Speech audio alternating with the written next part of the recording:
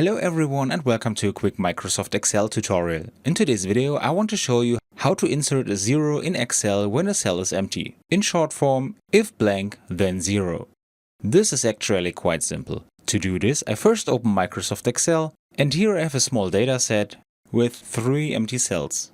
I would now like to fill these with a 0 without having to do this for each cell individually. Because this is just an example, our dataset could also contain thousands of rows.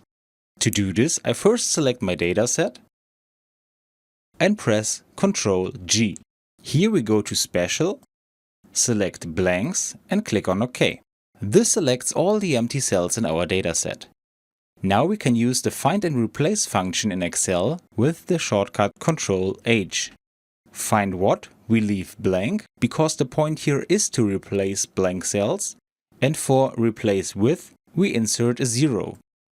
Now we click on Replace All, and see that 3 cells have been filled with a 0. And that's all you need to know. I hope you enjoyed the video and I will see you again in the next tutorial.